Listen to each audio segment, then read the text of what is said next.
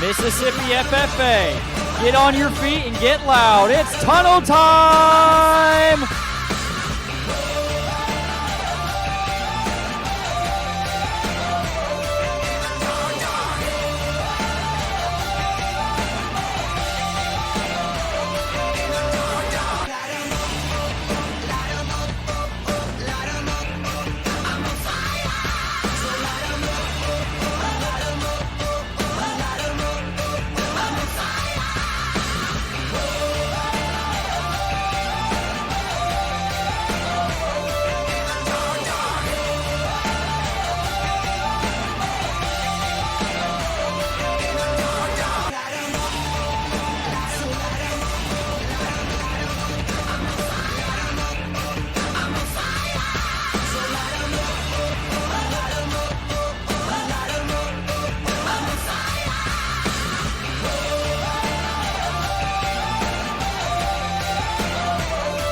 Introducing your 2023-2024 Mississippi FFA State Officer Team.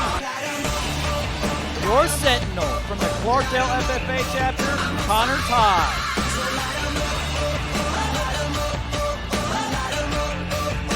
Your reporter from the Newton County FFA chapter, Drew Stevens.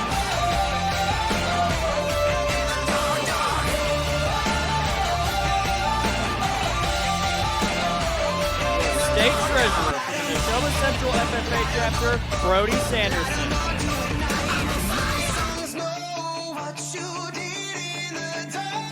Your Secretary from the Pontotoc Ridge CTC FFA chapter, Shannon Wilson.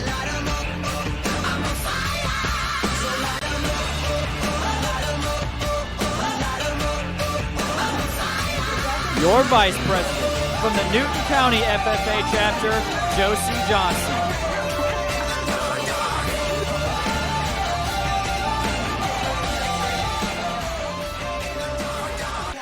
And your State President from the Neshoba Central FFA chapter, Ashton Luke.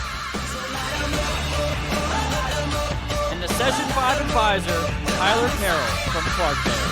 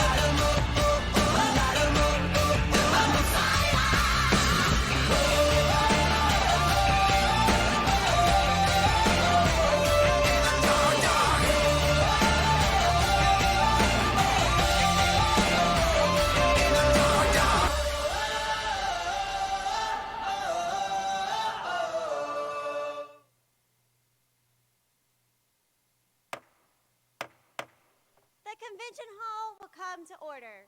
We are now holding the 5th General Session of the 91st Mississippi FFA State Convention. Madam Vice President, are all officers at their stations? I shall call the roll of officers, determine if they are at their stations, and report back to you. Madam President, this sentinel stationed by the door. Your duty's there. Through this door pass many friends of the FFA. It is my duty to see that the door is open to our friends at all times and that they are welcome. I care for the meeting room and paraphernalia. I strive to keep the room comfortable and assist the President in maintaining order. The reporter. The reporter is stationed by the flag. Why by the flag? As the flag covers the United States of America, so I strive to inform the people in order that every man, woman, and child may know that the FFA is a national organization that reach from the state of Alaska to the Virgin Islands and from the state of Maine to Hawaii. The treasurer. Stationed at the emblem of Washington, Your duties there. I keep a record of receipts and disbursements, just as Washington kept his farm accounts, carefully and accurately. I encourage thrift among the members and strive to build up our financial standing through savings and investments. George Washington was better able to serve his country because he was financially independent. This secretary. Stationed by the ear of corn, Your duties there.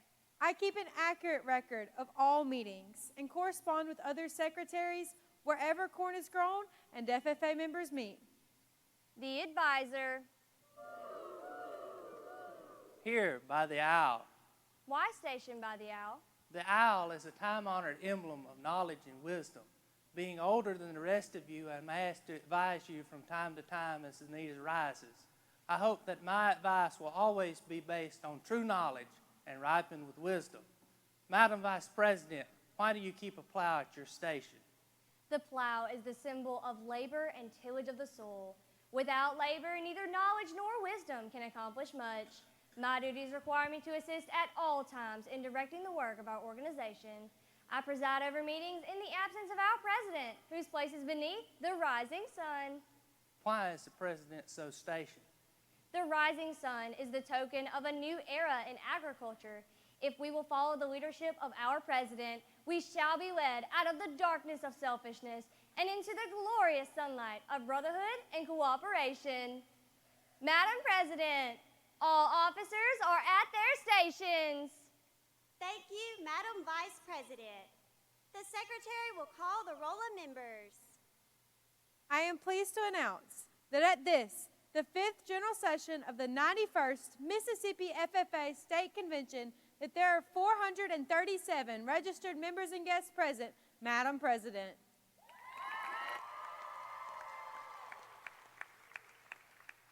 Thank you. FFA members, why are we here? To practice brotherhood, honor agricultural opportunities and responsibilities, and develop those qualities of leadership which an FFA member should possess. May we accomplish our purposes, I now declare this, the 5th General Session of the 91st Mississippi FFA State Convention, duly open for the transaction of business or attention to any matters which may properly be presented. Goals. They are the achievements that we reach for. No goal is too big or too small. It can be anything from becoming a state officer, attending a leadership conference, or even being more involved at your home chapter. My personal goal initially was to be more involved with my home chapter and then make an impact on FFA on a state and national level. I wanted to make FFA better as a whole. I saw an environment that I could be welcoming and I could thrive in. I hoped I can encourage others around me and help them persevere. I challenge you to find a way to thrive in FFA and follow your goals.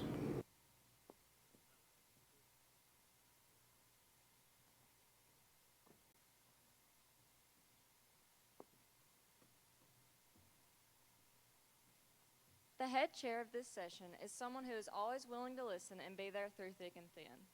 And the co-chair is someone who is kind and funny with her ridiculous accent. Mississippi FFA, your head chair, Connor Todd, and co-chair Ashton Luke.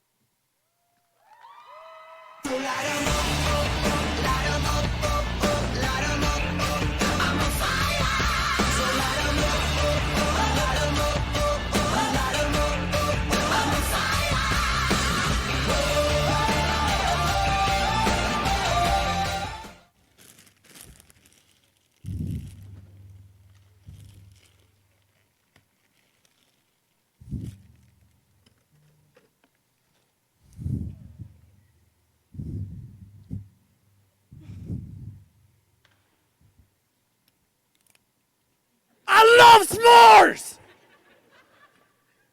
Okay. Did you just want to tell me that, or? No, we're at a bonfire. Are we not going to have s'mores?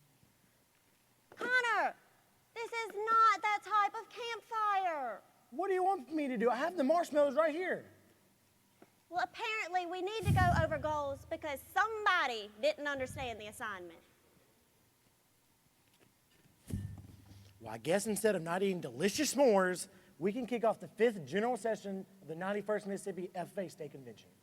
Awesome. Do you know what is happening this session? I think we're going to hear a keynote from Patrick Grady. Are we also going to recognize honorary degree recipients and hear some platform contest winners? That's right, and don't forget, we're going to hear the retiring address of our 2023-2024 State Vice President, Josie Johnson. Mississippi FFA, get ready to spark your goals.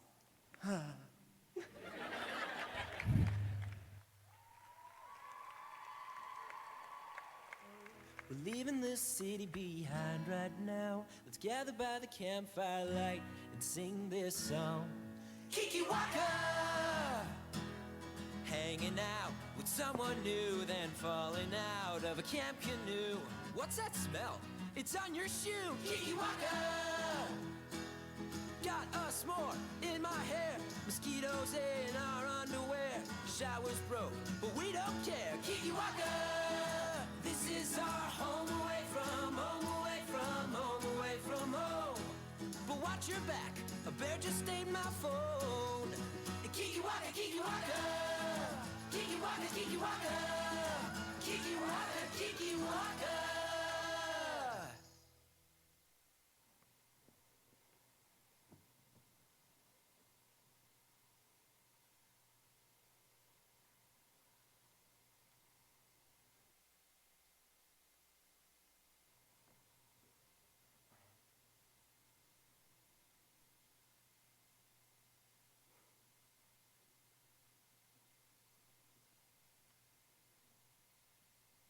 At this time, we will recognize the Mississippi FFA Foundation Board. This year, the Mississippi FFA Foundation has given numerous FFA jackets to members they deem qualified. We would like to thank the foundation for all of their hard work and support. As your name is called, please stand to be recognized. Board members are President, Mr. Mark Huff. Vice President, Mr. Ron Stewart. Secretary, Mr. Malcolm Luker. Treasurer, Mr. Gail Martin. Fundraising Coordinator, Ms. Elizabeth Corley. Mississippi Association of Agriculture Educator President, Mr. Clint Young. State Advisor, Ms. Abigail Dugas. And State President, Ms. Ashton Luke. Members, Dr. Johnny Allen, Ms. Emily West, Mr. Wilbur Chancellor, Mr. Chris Shivers, Dr. Michael Newman, Ms. Jana Vanderveer, Senator Andy Berry, and Miss Jordan Mask. Mississippi FFA, join me in thanking all of our foundation members for all of their hard work and dedication.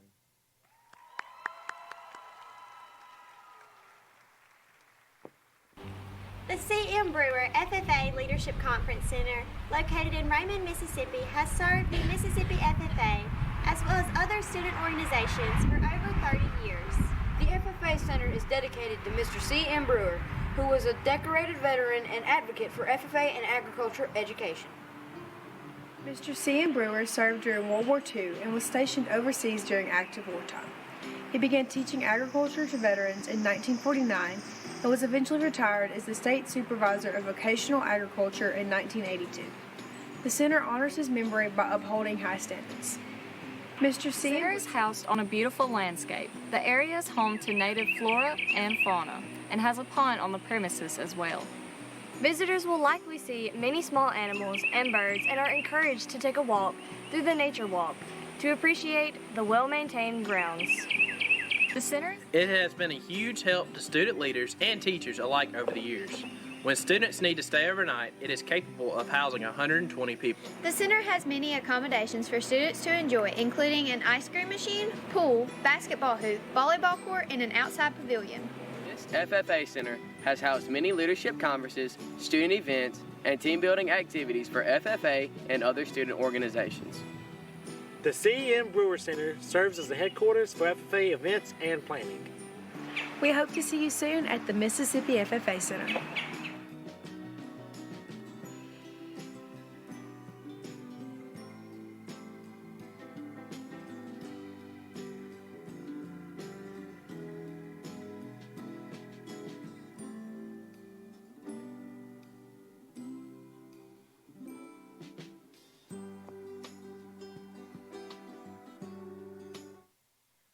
speaker today is Mr. Patrick Grady from Wahoo, Florida.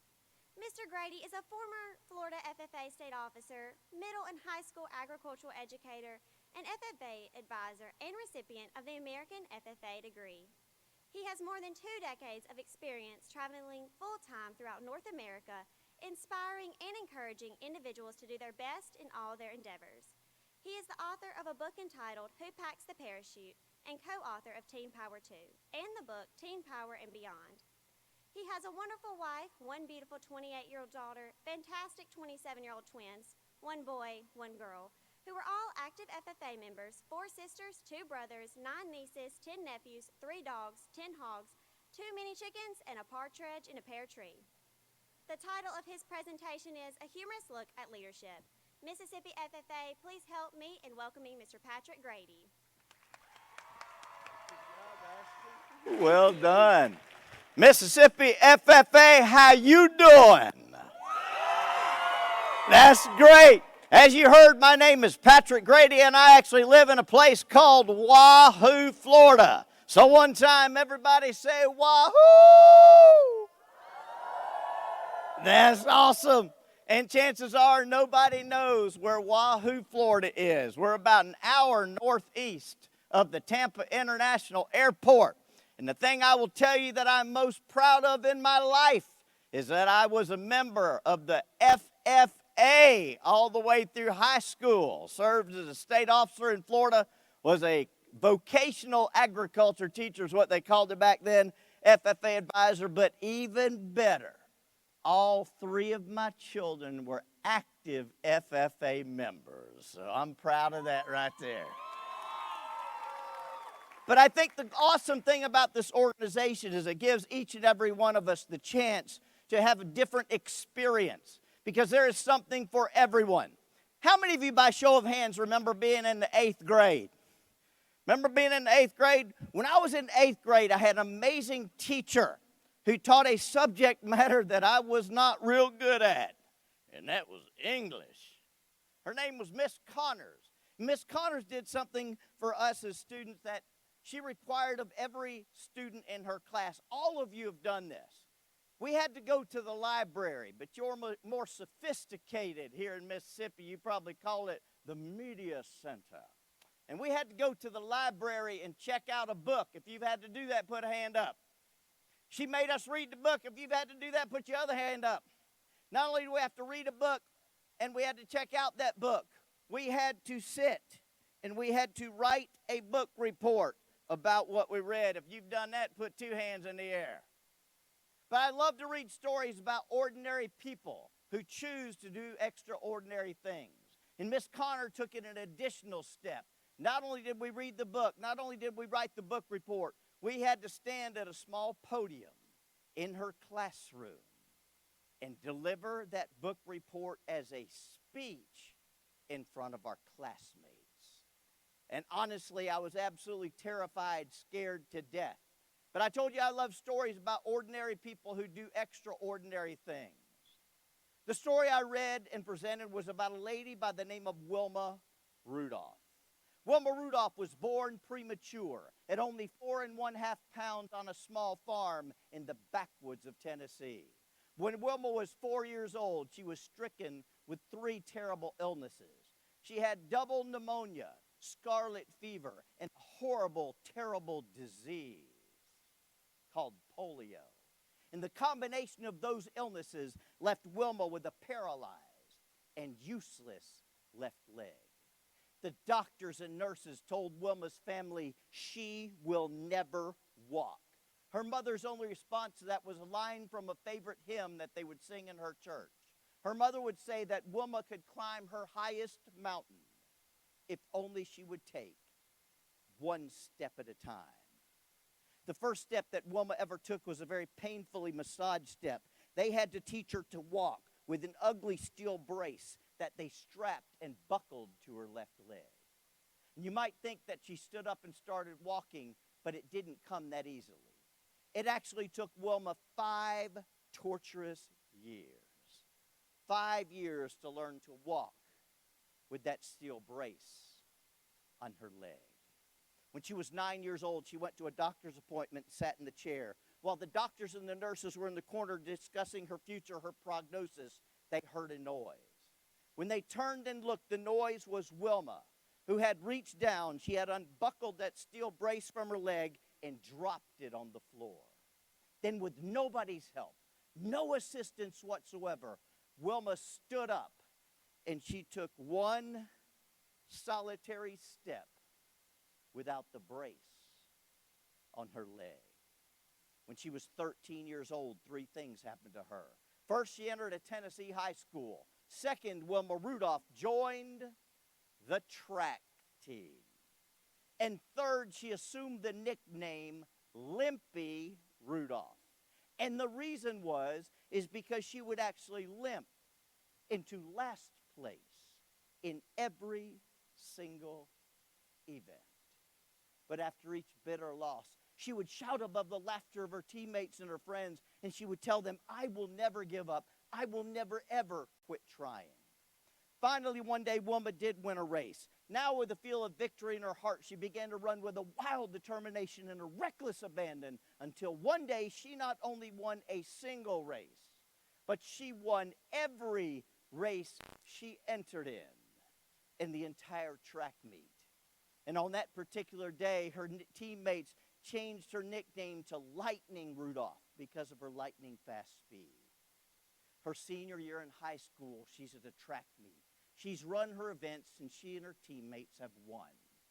They're talking about going on to higher level competition, the districts, the region, the state, going on to the nationals, just like we do in this organization we call FFA. And as they were talking, a gentleman eased his way onto the field, walked across until he came face to face with Wilma, looked down, and he said, "Excuse me, but are you Wilma Rudolph?" As the story goes, she stood and extended her hand and said, "Yes, sir, I am." The gentleman said, "Wilma, you don't know me, but my name is Ed Temple. I'm the track coach at Tennessee State University. I'm so impressed with you as an athlete and as a student that I want you to come to my college. I want you to run track for me." The smile that was on Wilma's face quickly disappeared. And she said, "Thank you, coach, but I'm sorry, I can't." He said, "Wilma, I don't understand. Why can't you come to my school? Why can't you be part of my team?" She said, "Coach, you don't understand." She went on to explain that her family was extremely poor, that they had grown up as simple farmers, that her mother and father had never graduated high school, that she would be the first child in her family to get that coveted high school diploma. She said, "Coach, we've talked about college, we've dreamed about college, we just don't have the money." And Coach Temple said, "Wilma, you don't understand. You're a very good student." Wilma was not a straight A student, but she took her studies seriously because she understood and knew that education was a step toward her future, the key to her future, the spark for her future. He said, "Wilma, if you will come to my college, if you'll run track on my team, I'm prepared to give you a full scholarship. We'll cover your books, your tuition, your classes. We'll provide you a place to stay. Just be part of my team." That night she goes home. She sits with her family at dinner, explains the opportunity she's been given. Her family says, "Go for it, Wilma." A couple weeks later, Coach Temple comes to her school, and with him he brings a letter of intent. By show of hands, how many have ever heard of a letter of obligation or a letter of intent from a college, a trade school, community college? It's just a contract between the athlete, the scholar, the band member, the FFA member. It's just a contract of what the school will require of them and they of the school. Wilma signs her letter of intent, graduates from high school. Fall quickly comes around. Now, for the first time in young Wilma's life, she's leaving home. She's going away to a school she had only seen pictures of in a book. Because Wilma was a child, it was a different world. They didn't have the internet. Their town was extremely small. The only telephone was located at a corner store in the center of town.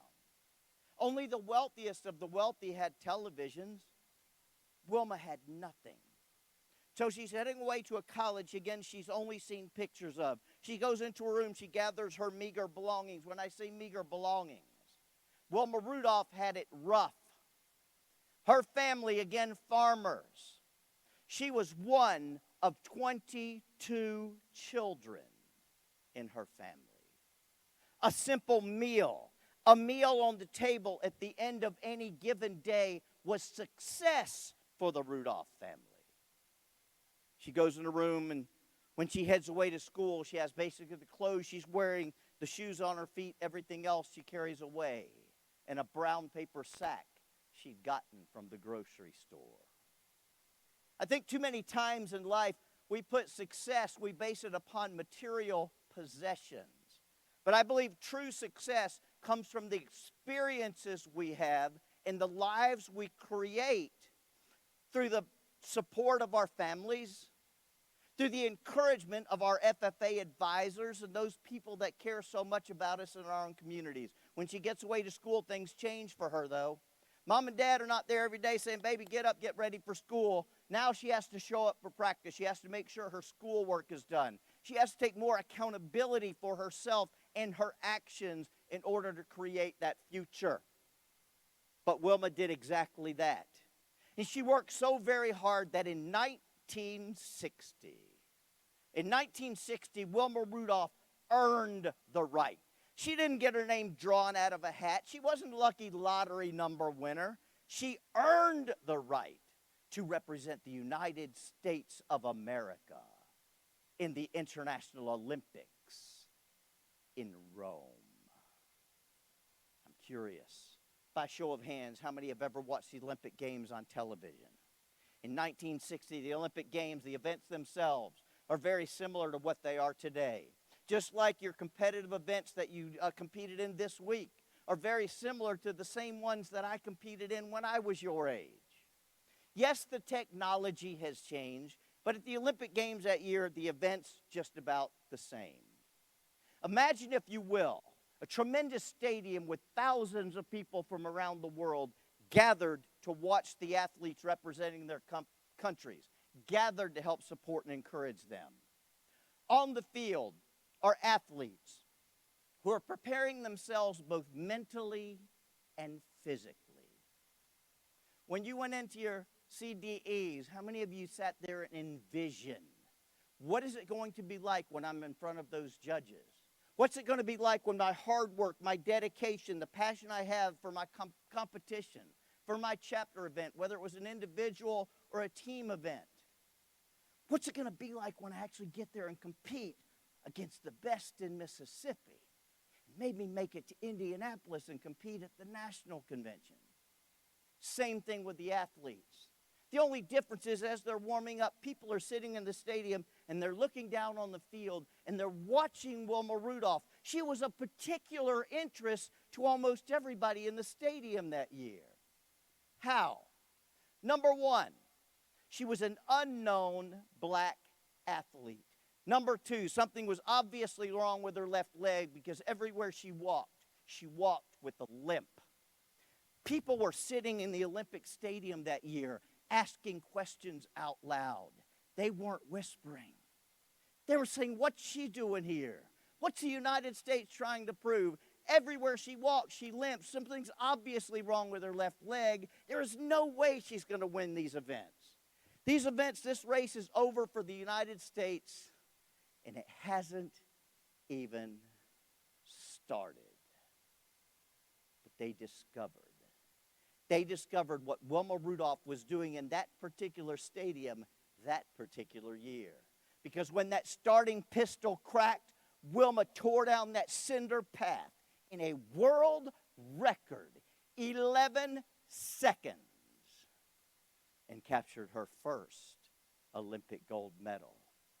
Her next event was the 200-meter dash. This time she was competing against a girl from Germany that held the world record and was favored to win. But she had never yet raced Wilma. Again, the runners lined up and the starting pistol cracked. Wilma and Yetta jumped to the lead, turning the race into a fighting duel, but with a burst of speed on the backstretch, Wilma snapped the tape and captured her second gold medal. A few days later, Wilma is competing one final time. The event this time is the 400-meter relay, a team event. 4 people on a team. You know how it's run? Runner number 1 has a baton in their hand. They run a portion of the race, turn the baton to runner number 2, who in turn passes it to runner number 3, who eventually gives it to runner number 4. Runner number 4 is the anchor. It is their job to cross the finish line, win the race on behalf of their team. Anchoring the German team is a revenge-seeking Jetta Haney who had vowed that she would not lose another race to Wilma Rudolph. Anchoring the American team was Wilma. Again, the runners lined up and the starting pistol cracked. The Germans and the Americans jumped to the lead, turning the race into a fighting duel. The first runners handed the batons of the second runners handed the batons of the third. And when the third runners handed the batons to Wilma and Jetta, Wilma Rudolph dropped hers. And Jetta Haney, the girl from Germany, raced all alone toward the finish line.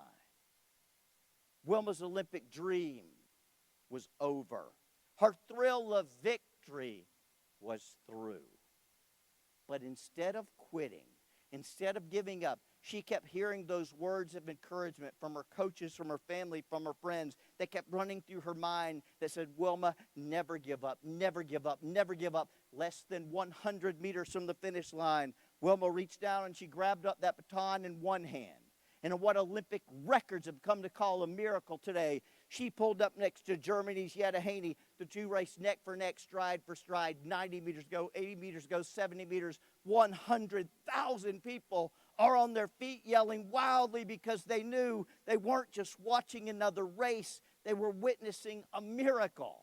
20 meters go, 10, 5, 4, 3, 2, 1. The tape snapped. And Wilma Rudolph won. She captured her third Olympic gold medal, the first American woman in the history of those events to have ever done so. But how easy would it have been? How simple would it have been for Wilma as a young child to have listened to the voices of pessimism that said to her, you know what, Wilma, you will never walk, you will never run and play with your friends. Had she listened to them, she may never have tried. And I don't know about you, but Wilma Rudolph, if you look at her record, she came in second, third, fourth, fifth, or dead last more times than she won. I don't know how many people in here that's true of. I can say of myself it is. I've finished second, third, fourth, or dead last many more times than I've won and had victory. And when we win, the victory should be sweet. We should be just thrilled that our hard work, our dedication paid off. But the times that I lost, I learned more about myself than the times that I won. Because I was able to sit back and analyze, why didn't I do as well as I thought I could? Some of the events I competed in 4-H and FFA were individual events.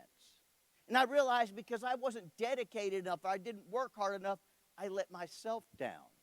But there were other times that I was competing in team events that maybe I didn't do as well as I should have or could have because I wasn't dedicated enough. I didn't work hard enough. So when we win, again, the thrill of victory should be sweet. When we don't do as well, it's a great chance to analyze how we can do better next time. But we always try to focus on the positives in what we learn. I like people to focus on the positive. Let's do this. Y'all are way too quiet. We need to make some noise. The way we're going to do that is this. I want you to turn to the person on each side of you and say, you are the best looking person I have ever seen.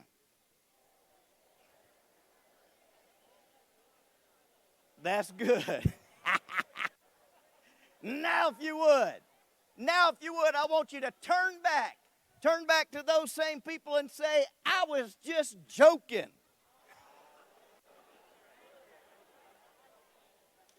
Oh, you do.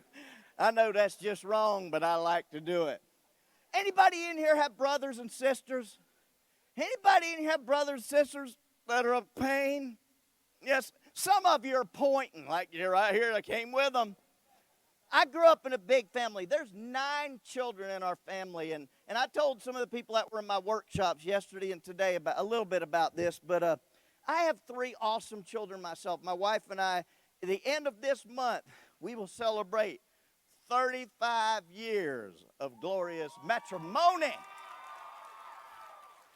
Bless her heart. But she's awesome and she's incredible, and she was a 4-H leader and a business teacher, and I was an agriculture teacher and FFA advisor, so our children grew up in 4-H and FFA.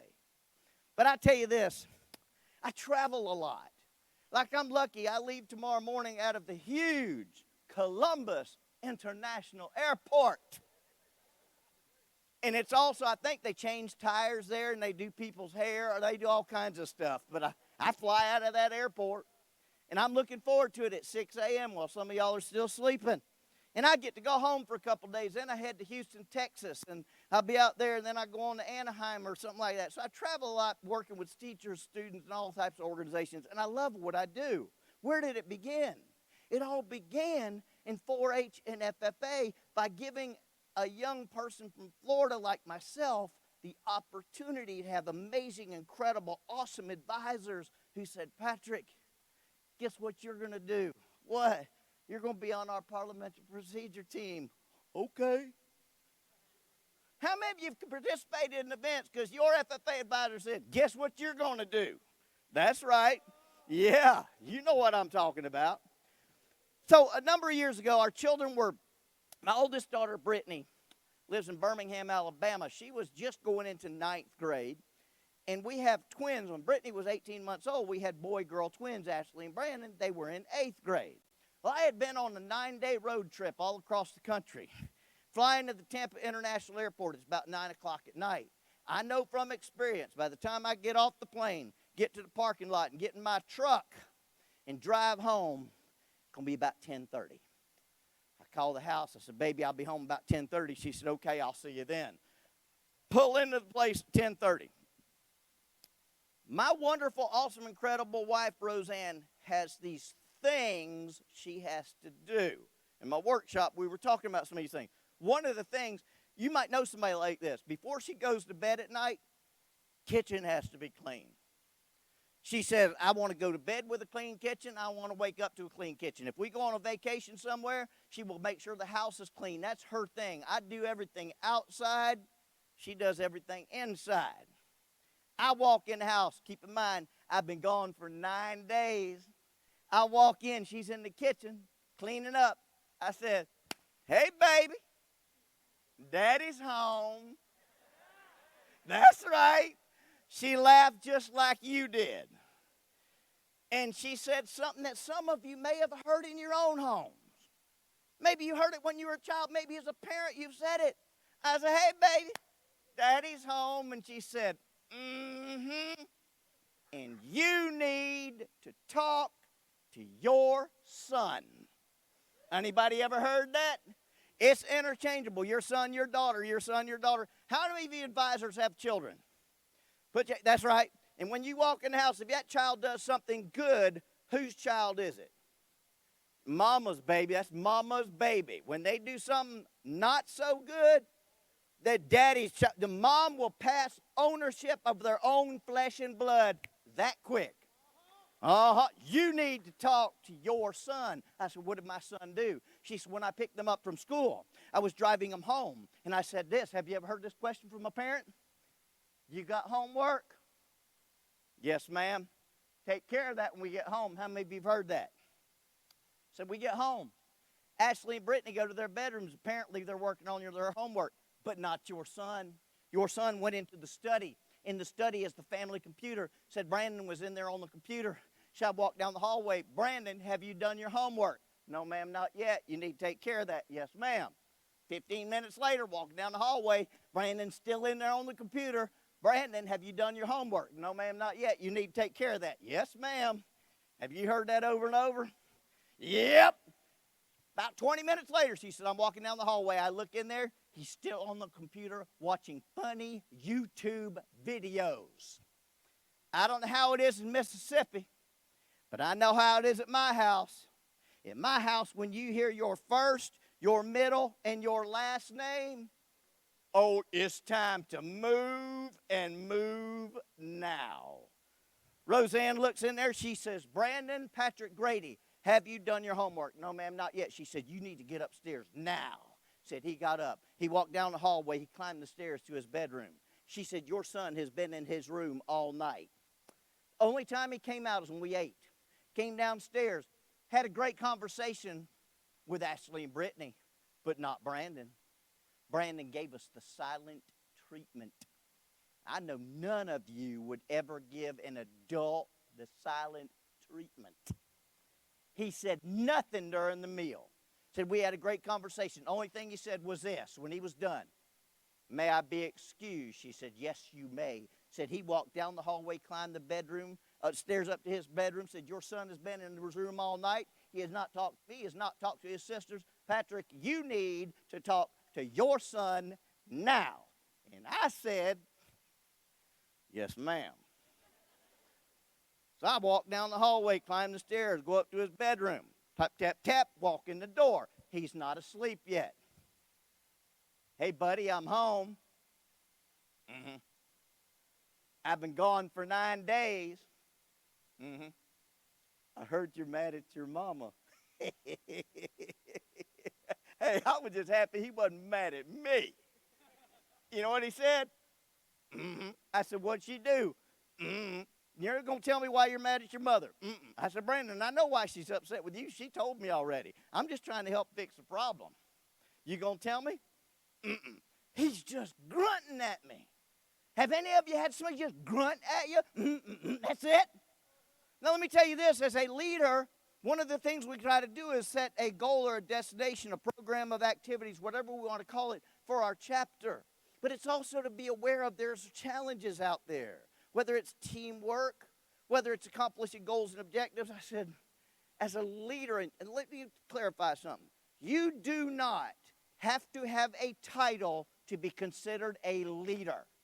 You don't have to be president, vice president, secretary, treasurer, reporter, sentinel, chaplain. You do not have to have a title to be a leader. So I'm trying to lead it. I'm trying to solve this problem. Brandon, you're not going to talk to me? My dude, I've been gone 9 days. And you're not going to tell me why you're upset with mama. I said, man, I wasn't even here. And you're not going to talk to me. I said, are you mad at me? He went, mm-hmm. I said, you're mad at me? I said, what did I do? He's laying in bed, looked right at me and went, you married her. And I went, oh my God, dude, that's awesome. And I was laughing. And he was laughing, and we're high-fiving each other because it was funny. And we heard this coming down the hallway. And the mothership entered the room. And in the doorway, assumed this position. Have you ever seen this position? And looked at us and went, what's so funny? I went, baby, you're not going to believe us. Walked in his bedroom. He's laying in bed, but he wasn't asleep yet. And I was trying to figure out why he's upset with you. I know why you're upset with him, but I was trying to figure out him. And I was trying to get him so I could fix the problem. And if I fix the problem, if he talked to me, or he talked to me, just grunt, grunt, grunt, grunt, grunt, grunt. Finally, I looked at him and said, Brandon, are you mad at me? And he went, I said, what did I do? And he went, you married her. And I said, baby, it was funny. And we were laughing. And my wife looked at my son and said, Brandon, we all make mistakes. And then she walked away. And I was standing next to the bed going, but I wasn't even here. We do. We all make mistakes. And that's okay, because if we learn from those mistakes, then they become lessons. Do you hear what I said? If you learn from your mistake, then they become lessons. Some of the best mistakes I have made are speech material, things that didn't go right on the stage. I've never won a public speaking competition. I tried. I got a C- in public speaking in college. Because the professor's idea was that you stood behind the podium. You didn't move and you spoke. And we learned in 4-H and FFA to walk around and try to engage the audience. So you find out what works for you. You have the power to change your circumstances. You have the power to change the world. And we're going to try something. I want you to put your hands up like this. And I can see you. And I told the workshop group, if you don't do this out there, you got to do it up here. All right? So I'm going to say, Mississippi FFA, let me feel your power. Together we're going to clap 5 times quickly and stop. Go. 5 times again. That's good. 3 times. 3 times. 1 time. 1 time. And then you're going to stand up and you're going to raise the roof like we were having a basketball game in here. And you're going to go, FFA rocks. All right. Are you ready? So remember, I'm going to say, Mississippi FFA, let me feel your power. 5 times, 5 times, 3 times, 3 times, 1 time, 1 time. FFA rocks. Are you ready? All right. You got to be loud because you know it's not a good time until security shows up. And it's not a great time till security shows up the second time, right? Here we go. Mississippi FFA. We got to do it together. Mississippi FFA. Am I going too fast for you people? You got to wait for me to say, let me feel your power. All right. I know I'm out of time. I've gone over time, but all they can do is ask me to leave, right, Miss Abigail? I'm going to slow the instructions down. Try to keep up, all right? I'm going to say, Mississippi FFA, let me feel your power. 5 times. 5 times. 3 times. 3 times. 1 time. 1 time. FFA roll. You think you got it? All right, here we go. Hands up. Mississippi FFA.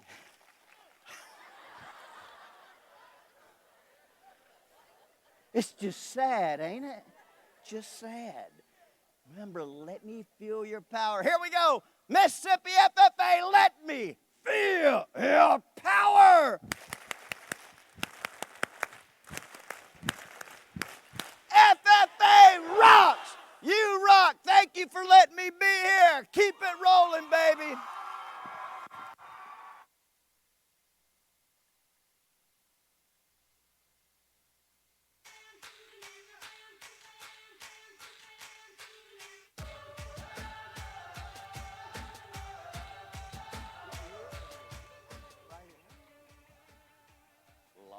That's okay. Mr. Grady, thank you for giving us a different perspective of leadership today and all that you have done to pave the way for agriculture. We appreciate you being here today. Thank you, Ashton. And thank you, Mississippi.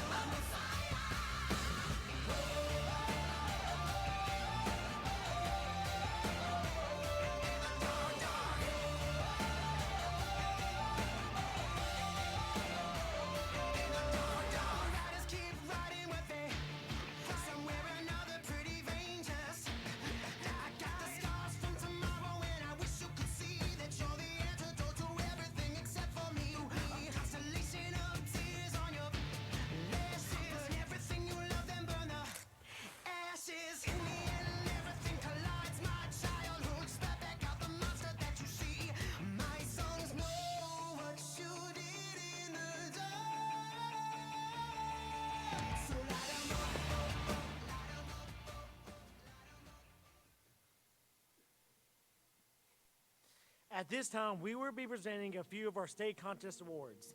FFA members competed in the state final in forestry, agronomy, floriculture, poultry evaluation, horse judging, dairy cattle evaluation and management, and dairy cattle handlers activity.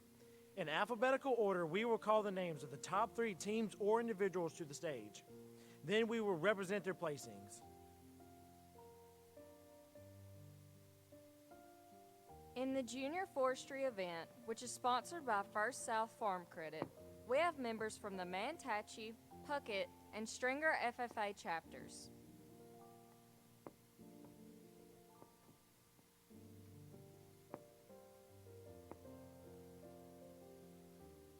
In third place, Stringer.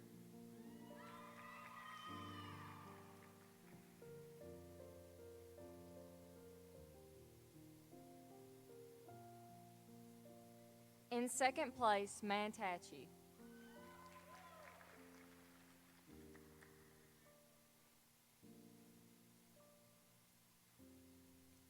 And in first place, Puckett.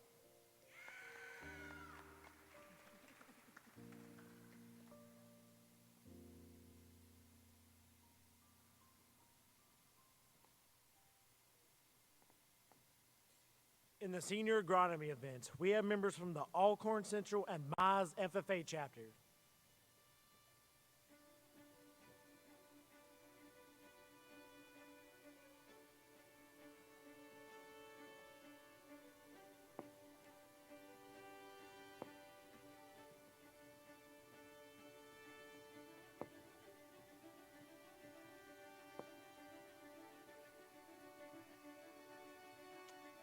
In second place, Mize. In first place, the team that will be representing Mississippi FFA in the National Convention in October is the Alcorn Central FFA chapter.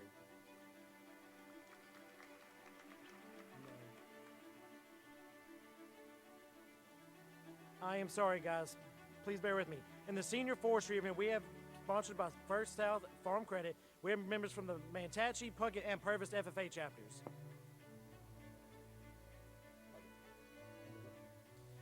In third place, Manatachee.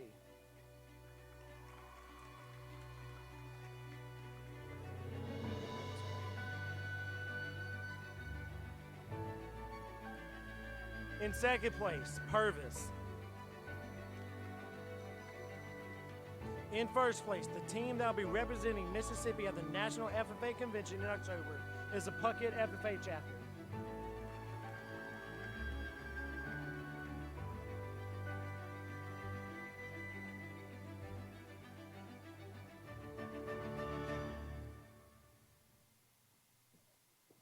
Now, in the senior agronomy event, we have members from the Alcorn Central and Mize FFA chapters.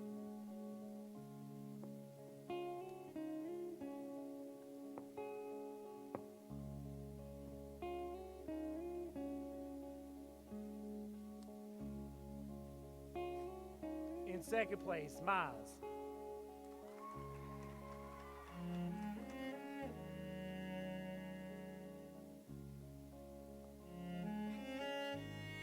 In first place, the team that will be representing Mississippi at the National FFA Convention in October is the Alcorn Central FFA chapter.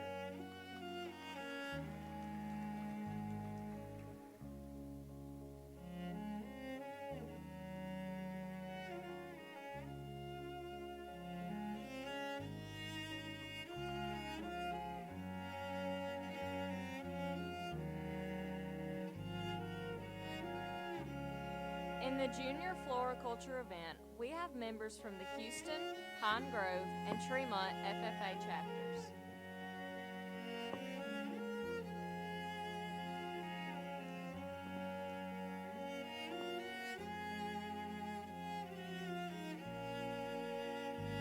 In third place, Tremont.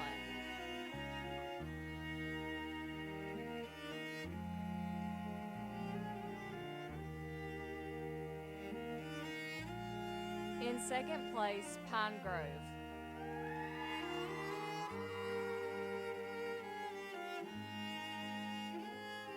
And in first place, Houston.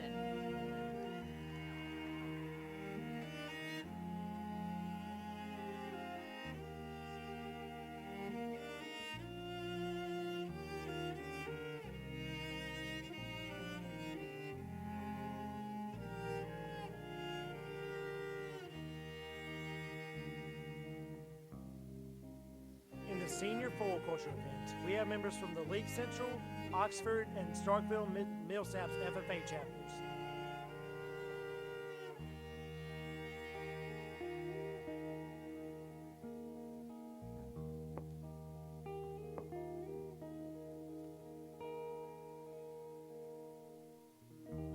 In third place, League Central.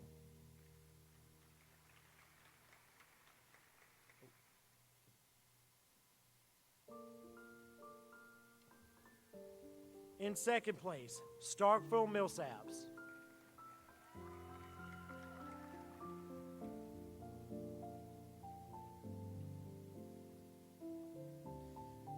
In first place, the team that will be representing Mississippi at the National FFA Convention in October is the Oxford FFA chapter.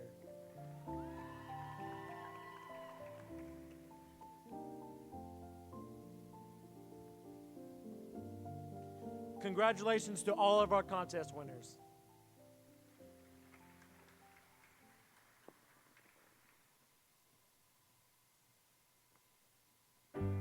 SAEs are supervised agricultural experiences, which is one part of our three-circle model. The three-circle model consists of the classroom, FFA organization, and our SAEs. There are so many choices when it comes to these experiences. You probably already have one and don't even realize it. Your experience can be leadership or workforce-based. It can be anything from owning livestock to working at a vet clinic or grocery store. Your experience is unique to you. Here are some of our own experiences. My SAE is in the area of equine science. I have a herd of 4 American quarter horses and 2 miniature ponies. On a daily basis, I develop a nutrition plan and administer it as needed. I assist with daily feed rations, watering, exercising, and vaccinations. Every summer, my family and I harvest at least 300 square bales as well as a large number of round bales. During the summer, I also assess the pastures and fertilize according to recommendations. I assist with maintenance of the land, equipment, and shelters. My supervised agricultural experience has taught me time management, responsibility, financial literacy, and dedication. Although horses require countless hours of hard work, it has taught me endless life experiences that give me a hands-on experience within my preferred future career endeavors.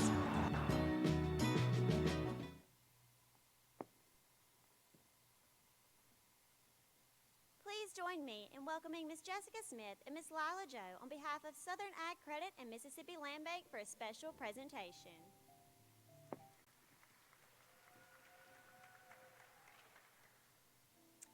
Hey Mississippi FFA, I'm Jessica Roebuck with Mississippi Land Bank. This is Lila Joe from Southern Ag Credit, and we're so excited to be here tonight to talk a little bit about farm credit and present the Advancing Ag Scholarships. Both the Mississippi Land Bank and Southern Ag Credit are part of the Farm Credit system. For over 100 years, Farm Credit has provided financing to farmers and landowners across the United States. Since we are structured as a cooperative, our customers become our stockholders, so they are able to elect the board of directors and receive a portion of our profits back in the form of cash patronage. Mississippi Land Bank covers the northern 32 counties, and Southern Ag Credit is in the southern 50 counties, along with 12 parishes in Louisiana.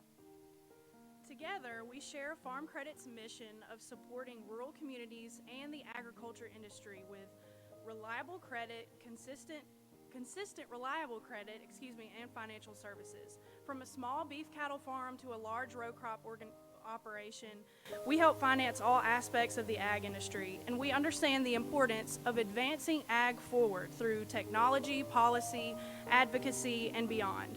We support young, beginning small farmers such as yourselves, as well as youth organizations such as 4-H and FFA, who are the future of the agriculture industry after all. Today, we're presenting 2 $2,500 Advancing Ag Scholarships to 2 very deserving young men. Mississippi Land Bank's recipient is Byron Lopez from the Pine Grove FFA chapter. Byron has held nearly every officer position for this chapter and even served twice as a Mississippi FFA Junior State Officer. Along with a long list of awards and accomplishments, he has given back to numerous organizations and volunteered his time and energy for his community.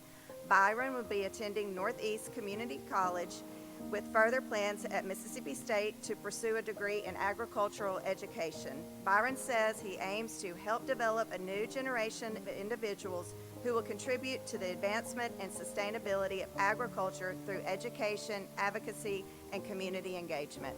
Congratulations.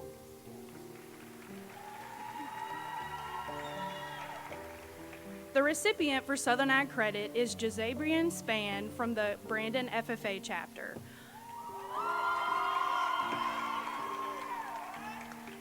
Jay has competed in various areas and currently serves as his chapter president. In the fall, he will attend Mississippi State University to pursue a degree in ag education to advance agriculture by filling the shortage of ag teachers. He says, impact starts with committing to kindness. FFA saved me, and I hope to impact the next generation of agriculturalists. Congratulations. On behalf of the staff and the directors at Mississippi Land Bank and Southern Ag Credit, congratulations to each and every one of you. We are so proud of the Mississippi FFA. And most importantly, we want to thank you. Thank you for serving your communities so fervently, representing our state so well, and helping advance the industry that feeds and clothes the world, agriculture. Thanks.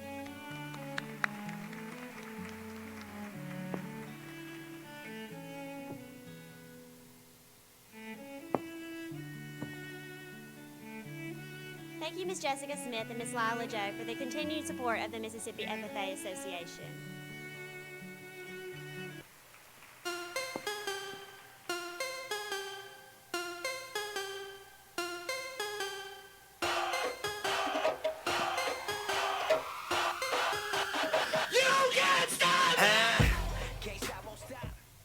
Let's continue with a few more contest winners. In the Junior Poultry Evaluation event, which is sponsored by First South Farm Credit, we have members from the Kossuth, Pine Grove, and Puckett FFA chapters. In third place, Kossuth.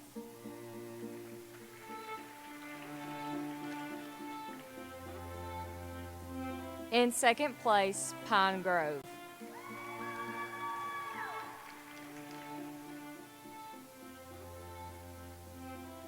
And in first place, Puckett.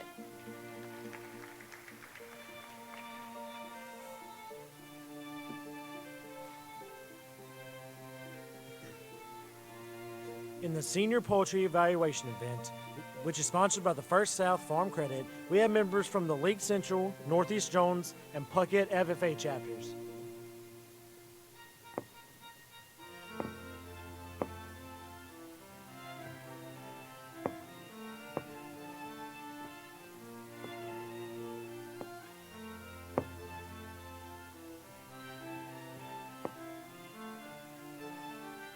In third place, Northeast Jones.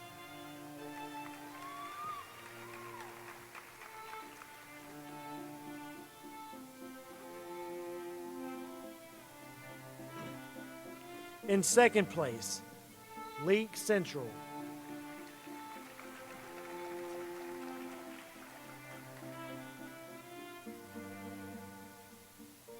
In first place, the team that will be representing Mississippi at the National FFA Convention in October is the Puckett FFA chapter.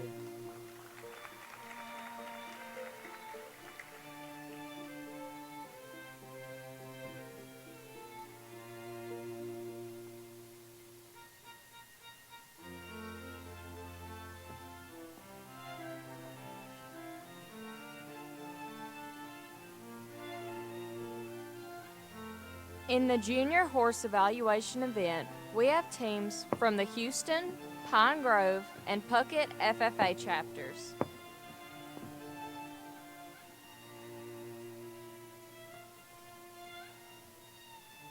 In third place, Puckett.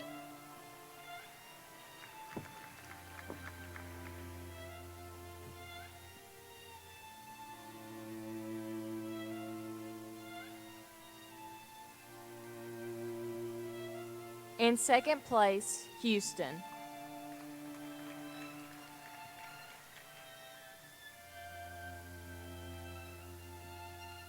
And in first place, Pine Grove.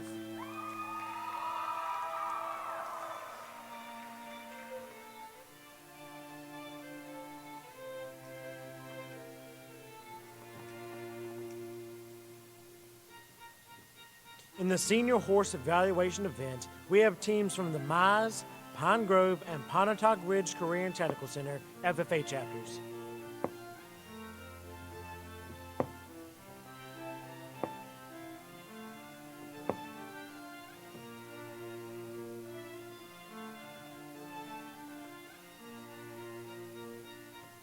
In third place, Mize.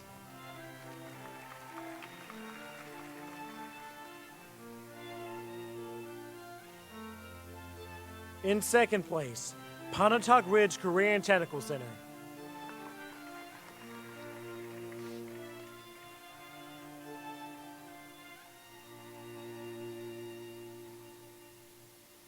In first place, the team that will be representing Mississippi at the National FFA Convention in October is the Pine Grove FFA chapter.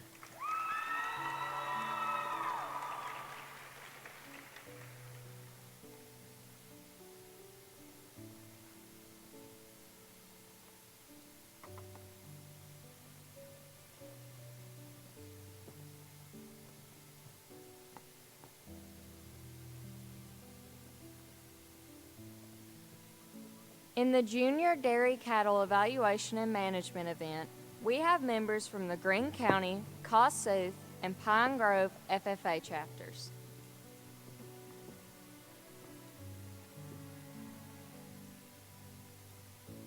In third place, Greene County.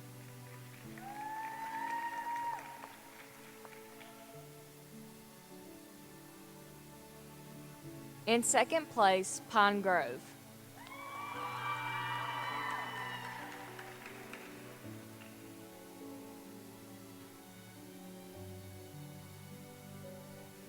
And in first place, Kossuth.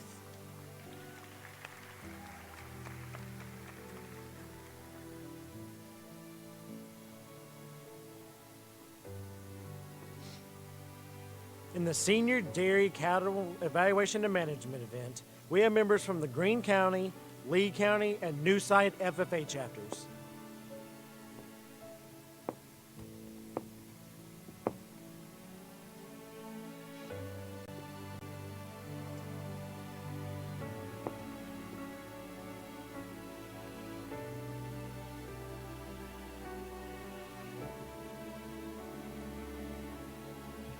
In third place, Lee County.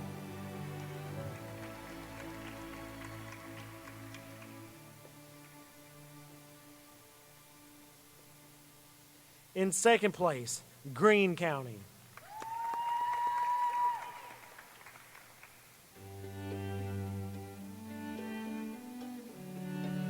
In first place, the team that will be representing Mississippi at the National FFA Convention in October is the New Site FFA chapter.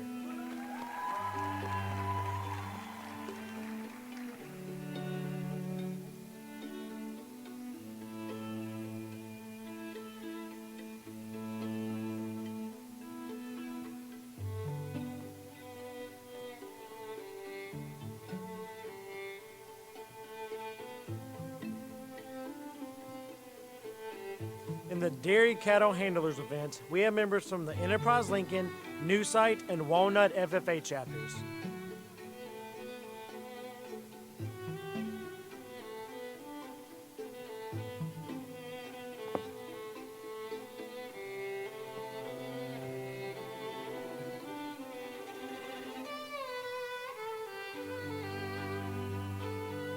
In third place, Maddie R. from the Enterprise Lincoln FFA chapter.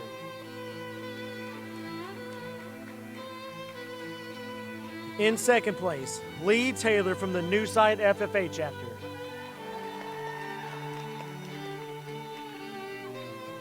In first place, the individual that will be representing Mississippi at the National FFA Convention in October is Lauren Bryant from the Walnut FFA chapter.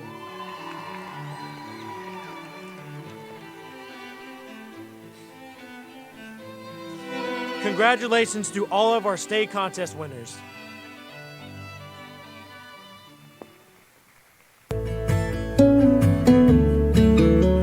The Wayne County FFA chapter, located in Waynesboro, Mississippi, is teaching their students about animals by keeping and raising rabbits and chickens at the school.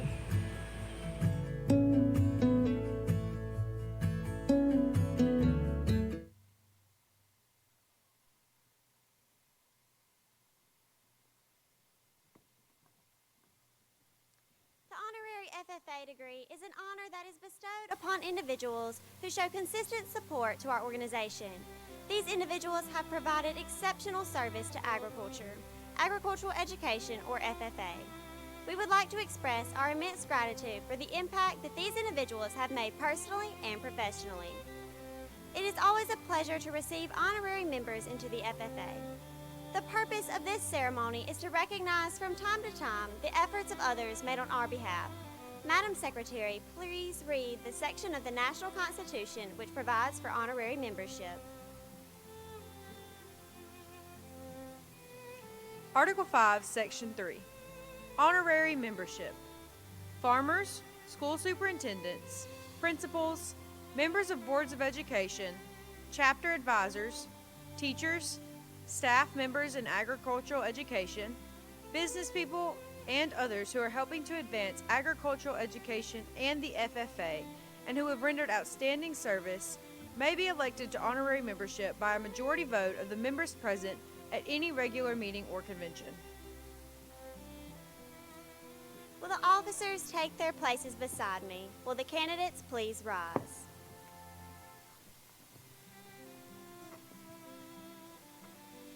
I welcome you as friends of the FFA. It is my privilege as Sentinel to extend to each of you the symbolic handclasp of friendship and brotherhood. As reporter, I'm pleased to inform you that the FFA is a national youth organization whose purpose is to develop agricultural leaders. Welcome to membership. Your contribution as a useful citizen in our democracy serves as an example for our members to follow. As treasurer, I welcome you to our organization. The FFA needs counsel and guidance from recognized leaders. It is my pleasure as secretary to add your names to our roll of honorary members. As Vice President, I welcome you to the FFA. I would inform you that our members learn to appreciate the dignity of labor. Without labor, neither knowledge nor wisdom can accomplish much. On behalf of every member, I wish to say we are proud to have you as honorary members. May this affiliation prove valuable to all. I impress upon you that we look to you for counsel and guidance. It is because of the great respect we have for you that you have been elected to honorary membership. May we always cooperate for the benefit of all. I now confer upon you honorary membership in the Mississippi FFA Association and present you with this token of membership. Madam Secretary, will you introduce those who are to receive this honor? Madam President, members and guests, I am pleased to read the following names. Aaron Akers.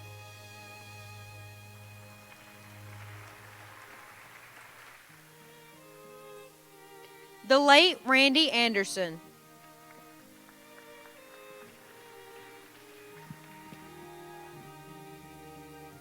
Bobby Bass.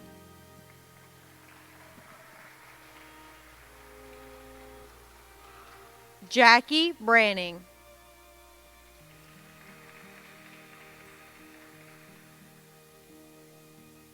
Brandy Bray.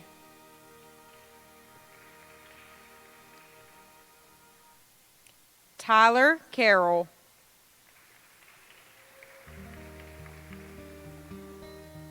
Amy Denson.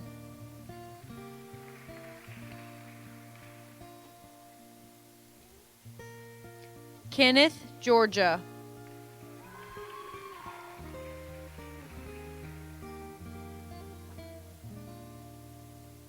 Ashley Luke.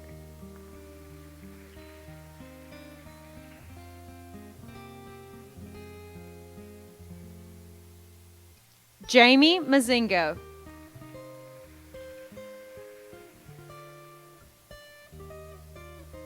Michael Mazingo.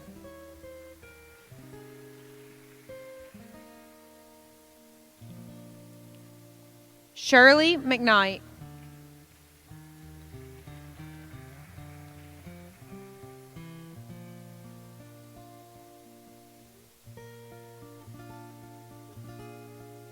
Roy McNeil.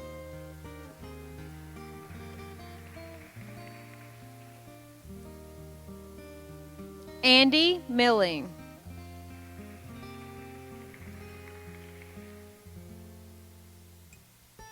Suzanne Milling.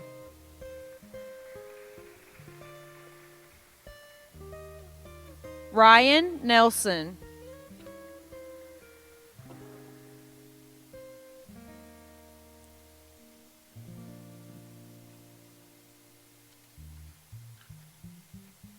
Ryan Nelson.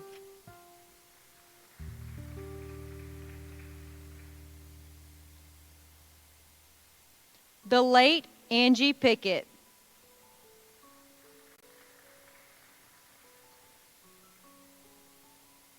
Matt Powell.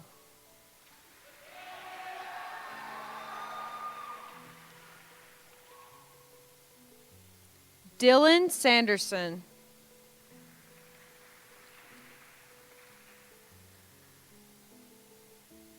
Susie Stevens.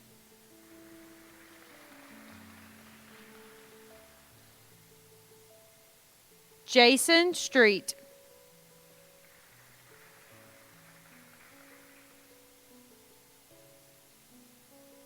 Janet Thomas.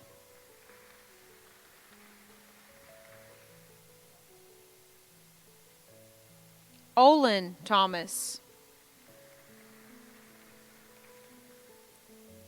Cole Todd.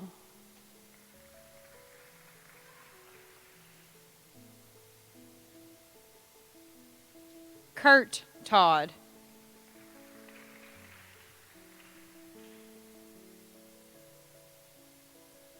Rick Van Devender.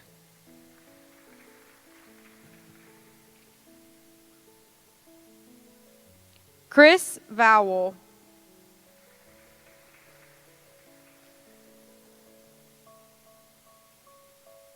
Michael West.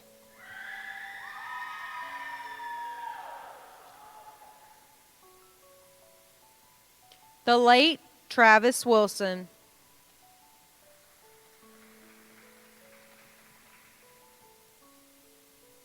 The late Sue Woodall.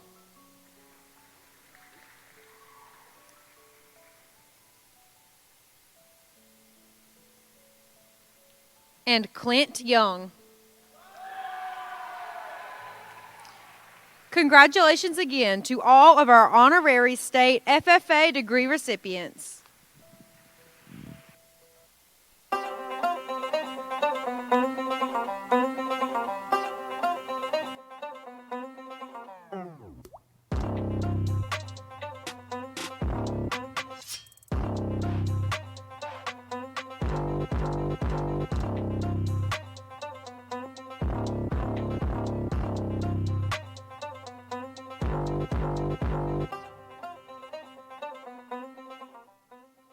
Please help me welcome to the stage Wesley Cooley and Aiden Willis for a special introduction.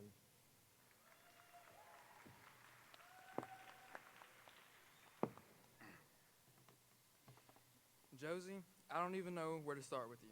I met you for the first time during SLC, and immediately I knew how kind you were. It was my first year in FFA, and you never failed to make me feel welcome and like I had been in FFA for years. You made me feel comfortable being in this new crazy world full of blue jackets, and always laugh when we would crack jokes. I'll never forget the moment that you chose me for Member of the Week at SLC. It was then that I knew that you were more than just a state officer to me. You were a friend, and I cannot wait to see where life takes you, and I wish you the best.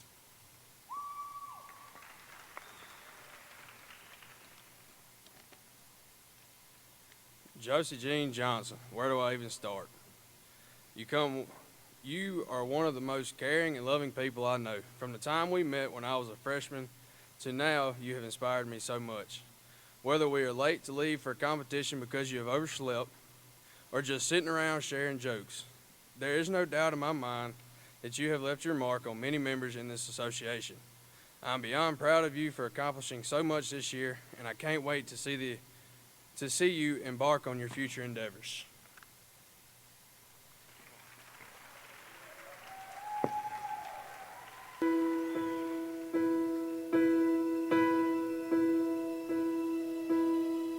I can almost see it, that dream I'm dreaming, but there's a voice inside my head saying you'll never reach it. Every step I'm taking, every move I make feels lost with no direction. My faith is shaken.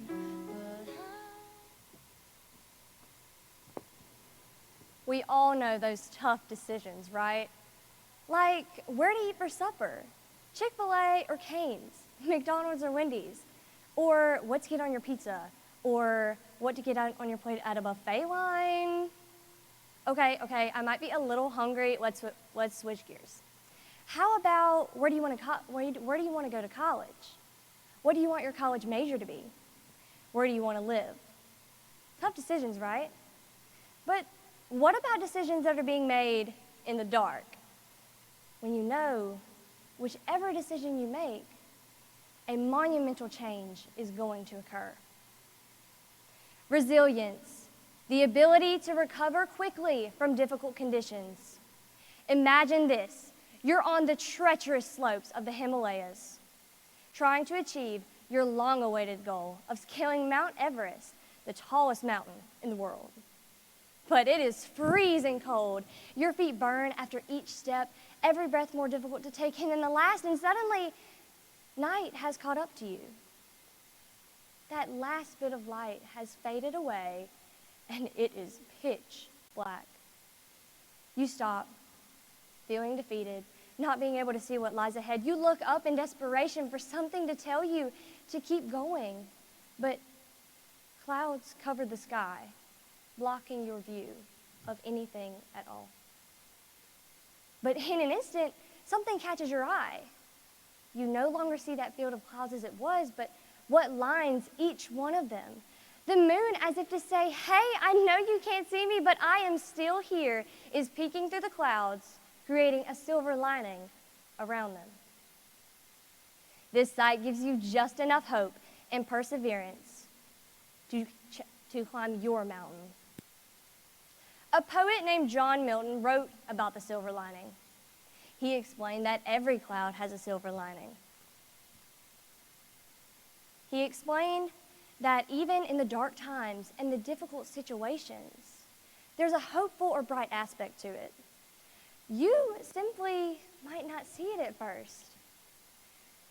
In 2020, I was diagnosed with a connective tissue disorder known as Stickler syndrome. It causes the joints between my bones and my joint to deteriorate over time, causes face abnormalities, and affects my eyesight and hearing. I've undergone 15 surgeries because of this, and there is no cure. After I was diagnosed, the doctors took a few days of deliberation to tell me what to do from there. But after I heard their decision, I was overwhelmed and completely devastated. Because I was told that I would have to suffer from this for the rest of my life. I was told that my children would most likely suffer from this. I was told that sports were no longer an option, and I was told that it would be best if I no longer rodeoed. But at this point in time, my career in rodeo had taken off. I had gained so much passion and love for that sport and had so many dreams and goals I wanted to achieve, and I wasn't even halfway up my mountain.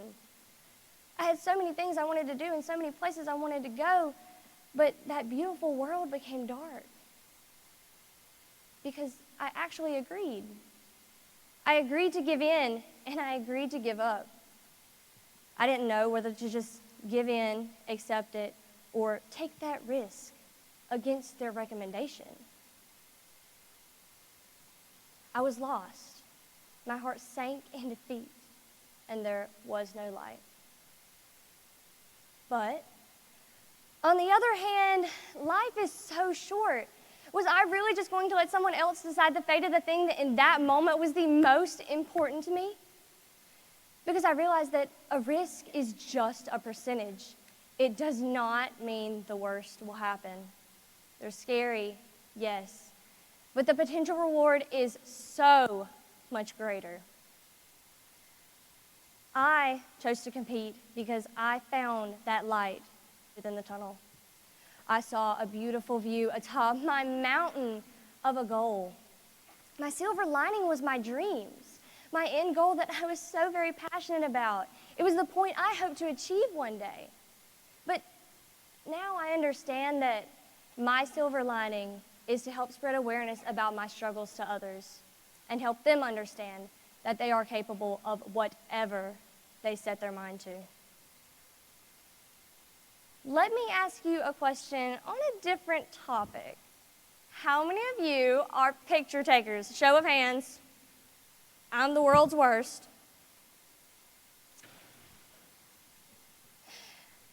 So let's take a little trip through my camera roll. Let's start with, what about this one? A picture of my team, such a special time. Or this one? Oh, one of my favorite years at the National Little Britches Rodeo Finals. Or, oh, my sweet dog Roper. Or what about a book? I've never read that before, but I am sure it's wonderful. Whoa, no, who put no? Next picture, next picture. That was a little embarrassing. Okay, maybe I don't need all of them, but some of them are pretty funny, right? These pictures are kind of like a timeline of my life. I feel like in that moment when I took them, I took it for a reason. Whether the situation was serious, funny, sad, beautiful, or exciting, these emotions are captured within my pictures. After I took that risk of competing, I took loads of pictures and made sure someone was videoing every single run. Because I never knew which one could be my last. Capture your memories, every one you can, even in the dark times. It's important to remember those too, so you can look back and see just how far you have come. Sometimes memories aren't always captured in pictures. They're captured in the people around you. So surround yourself with people who would cheer you on, remind you who you are, and will keep you accountable, and people who will remind you that even in times of failure, heartache, and desperation, you persevered, and you found your light within the darkness when there seemed to be none at all. Sometimes those people are the light themselves, and they might not even know it. This is my Happygram book. This is where I keep every letter, Happygram note, anything you all have given me, along with any other letter or piece of advice from mentors, family, and friends throughout my FFA career. In May of 2023, I was invited to attend Attala County's FFA banquet. There, I chatted with members and got some much-needed advice from their advisor, Mr. Georgia, who also helped calm my nerves for the upcoming convention. Everyone was so welcoming, and I was able to share my FFA story with them, hearing a few of theirs as well. But at this banquet, on every table, they had little FFA coasters and FFA confetti, which I thought was the best thing ever. So you better believe that I took those with me when I left. And now they line each of these pages.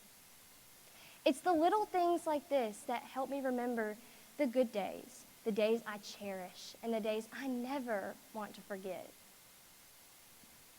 Mr. Georgia, thank you for pushing me and always helping me achieve my goals. Thank you for supporting the young minds that fill your classroom and help push them as well. In February of this year, I was blessed to visit the Nettleton FFA chapter.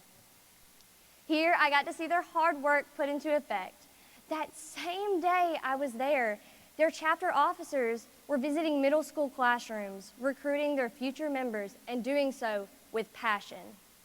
Miley, thank you for your contagious laughter and powerful positivity. Lainey, thank you for your kind words and strong reminders of the abilities we all possess. And for this note you left me, I felt like we could all use this reminder. If I can find it. You have the ability to scale mountains. You have the leadership to make a difference in this generation. and you have the power to light up this world. In May of this year, I was blessed to attend Attala County's FFA banquet again. I was greeted with familiar and welcoming faces and got some really good banquet food. But everyone was so welcoming, and I had friendly reminders of the people I had met a year ago. These people have become so special to me, and I have cherished every moment I had with them. However, one young woman exemplified the same passionate heart I had once I joined. Even with this year being her very first, Miley showed me her passion for the world of agriculture and her love for the people in it. Thank you for sharing the reminders of the connections my Blue Jacket offers and the passion it instills in us. Miley, I cannot thank you enough for giving me the inspiration I needed. And to every other chapter and member sitting here today or not, this journey has been full of ups and downs, but I'm so glad you all helped me cherish it. South Panola FFA, thank you for your kind words and always welcoming me wherever I went. Brooklyn FFA, thank you for your kind words to me and your dedication to agriculture. Leland FFA, thank you for all the questions, comments, and always keeping us entertained. Neshoba FFA, thank you for the long talks at competitions and everything in between. And Newton County FFA, thank you for supporting me in chasing my dreams and supporting every member within our chapter. But I want you all to remember, when you are climbing your mountains and they get just a little bit too steep, sometimes it's okay to take a pause. Psalms 46:10, be still and know that I am God. Sometimes we get so overwhelmed with everything going on in our lives that we forget to just stop and breathe. Reflect on the journey you have made. You're doing amazing. So today, I want to challenge you to scale your mountains. And when they get too steep, don't give in to the rocky slopes. Keep your resilience strong, your people close, and always look for the silver lining. One day, you'll look back and be so glad you did. Gonna keep my head high. There's always gonna be another mountain. I'm always gonna wanna make it move. Always gonna be an uphill battle. Sometimes I'm gonna have to lose. Is there a motion to accept the retiring address of Josie Johnson? Mr. Chairman, The chair recognizes Laura Lee Eady from the Newton County FFA chapter. I move to accept the retiring address of the 2023-2024 State Vice President Josie Johnson. Is there a second? Mr. Chairman, The chair recognizes Madison Paget from the Neshoba Central FFA chapter. I second the motion to accept the retiring address of our 2023-2024 State Vice President Josie Johnson. All those in favor of accepting the retiring address of your 2023-2024 Mississippi FFA State Vice President Josie Johnson say aye. All opposed say nay. Motion passes.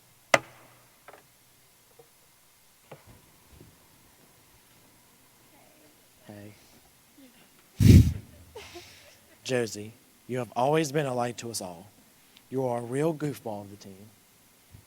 I'm so glad that we have grown up this year. From singing to Party in the USA to Trust Falls at SLC, you have never let us down. All the words in the world can't express how we feel. So for now, don't stop being you. Mississippi FFA, for the final time, your 2023-2024 State Vice President, Josie Johnson.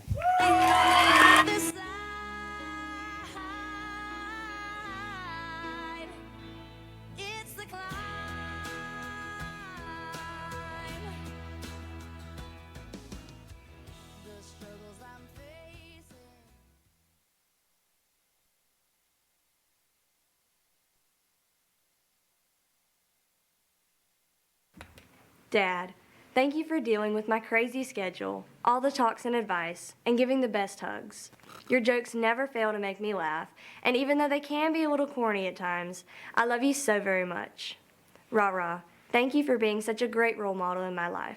Your stories, creativity, and kindness are so inspiring. Thank you for loving me as your own. Raz, you have been such a blessing in my life.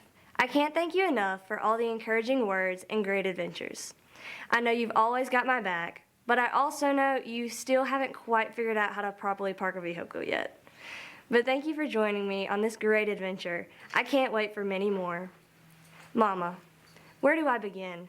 The support you have given me this year has been so impactful. From altering my clothes at the last minute to packing me little snacks and all the advice, I know I couldn't have done this without you. Thank you for pushing me to chase my dreams. I'm so glad we get to share them together. I love you all to the moon and back. Let's go. Mississippi FFA, my parents, Eugene and Robin Johnson, Lisa Johnson, and James Raspberry. Congratulations.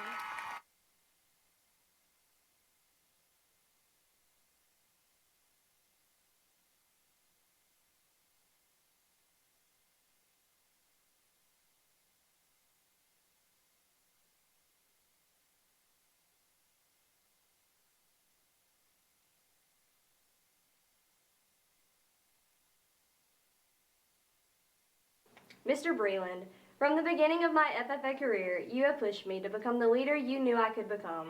You have continuously inspired me to chase my dreams and never give up.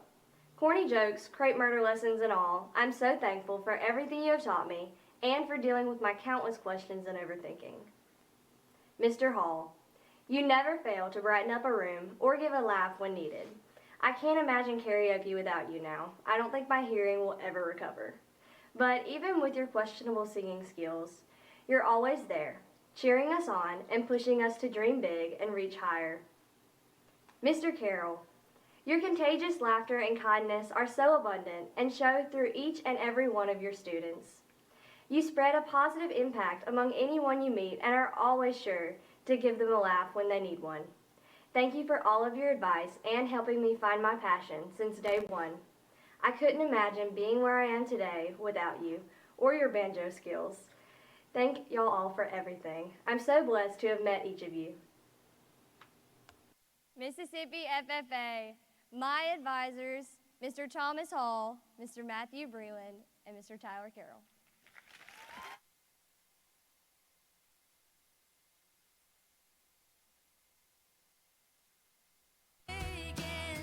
Sometimes might knock me down, but no, I'm not breaking.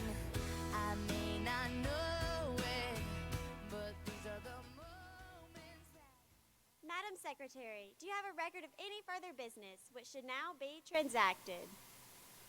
I do, Madam President. Session 6 pre-session begins at 8 a.m. tomorrow. Please join us for the election of your 2024-2025 state officer teams. And Session 7 pre-session will begin an hour after the close of Session 6, so don't go far. Please don't forget to vote for talent winners. And before you leave this... Whoop, just kidding about that last part. Sorry, y'all. Does any member know of any new or unfinished business which should properly come before this session? We are about to adjourn this, the 5th General Session of the 91st Mississippi FFA State Convention. As we mingle with others, let us be diligent in labor, just in our dealings, courteous to everyone, and above all, honest and fair in the game of life. Fellow members and guests, join me in a salute to our flag. I pledge allegiance.